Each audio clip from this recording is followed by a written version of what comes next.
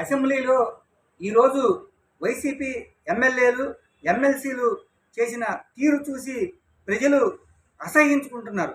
ఎందుకంటే సాక్షాత్తు దేవాలయంలో కొలిచే మనం అసెంబ్లీలో ఎవరన్నా దేవాలయంలోకి చెప్పులు వేసుకుని మరి వెళ్తారా?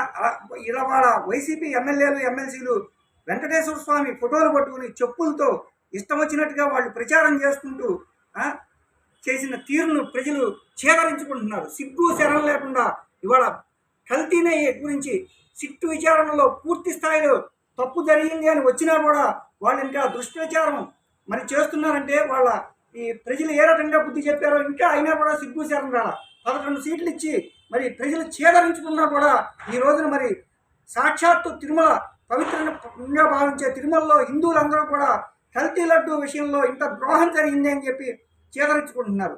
అలాగే మరి జ్వాలాపురపు శ్రీకాంత్ అనే ఒక దుర్మార్గుడు దేవాదాయ ధర్మాదాయ శాఖకి సలహాదారుడిగా చేశాడు. సలహాదారుడిగా నువ్వేం చేసావయ్యా? జగన్మోహన్ రెడ్డి స్వామివారికి పట్టు వస్త్రాలు ఇచ్చేటప్పుడు భార్యతో రాకుండా తన ఒక్కడే వచ్చి పట్టు వస్త్రాలు ఇస్తుంటే కనీసం నువ్వు సలహాదారుడిగా ఉన్నావు, నువ్వు చేసేది తప్పు అని చెప్పి నువ్వు ఏనాడైనా ఖండించావా? జగన్మోహన్ రెడ్డికి ఏదన్నా ఒక లెటర్ రూపేణా రాసావా?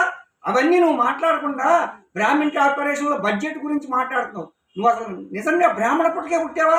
అంత అపచారం జరుగుతుంటే స్వామివారికి కానీ అమ్మవారికి కానీ పట్టు వస్త్రాలు ఇచ్చేటప్పుడు ముఖ్యమంత్రి ఒక బాధ్యత గల వ్యక్తి భార్యతో రాకుండా హిందూ సాంప్రదాయం ప్రకారం నువ్వు ఒక బ్రాహ్మణుడు అయి ఉండి నువ్వు ఖండించకుండా దాన్ని నువ్వు ఇంకా ఏదో మాట్లాడుతున్నావంటే ఎంత సిగ్గుచేటు.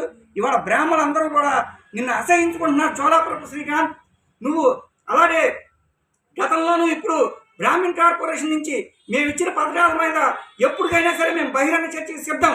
గతంలో బ్రాహ్మణ్ కార్పొరేషన్ చైర్మన్ ఆనంద సూర్య గారు ఉన్నప్పుడు మరి అనేక రకాలైన పథకాలు ఇచ్చాం. మళ్ళీ మీ వైసీపీ ప్రభుత్వం వచ్చిన తర్వాత బ్రాహ్మణ్ కార్పొరేషన్ని నిర్వీర్యం చేసి ఆ ఘనత మీరే సంపాదించారు.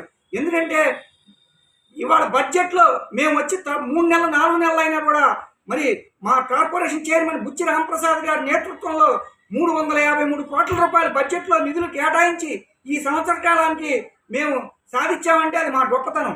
నిరుపేద బ్రాహ్మణుల రాష్ట్రంలో ఎక్కడున్నా సరే మేము ఆ నిధులను సద్వినియోగం చేసి నిరుపేద బ్రాహ్మణులందరికీ కూడా అందజేస్తాం. అలాగే కోఆపరేటివ్ ట్రేడ్ సొసైటీ గురించి మాట్లాడుతున్నాం.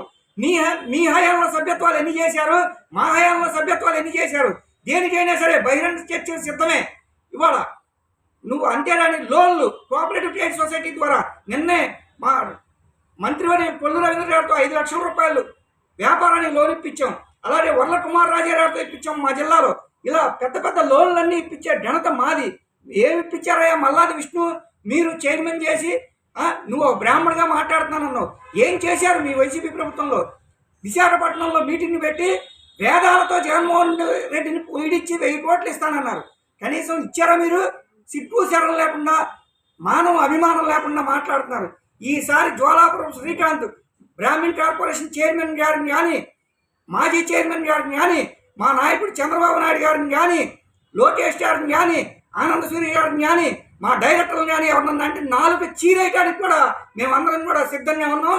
ఒళ్ళు దగ్గర పెట్టుకుని మాట్లాడమని జ్వాలాపురం శ్రీకాంత్ని హెచ్చరిస్తున్నాను.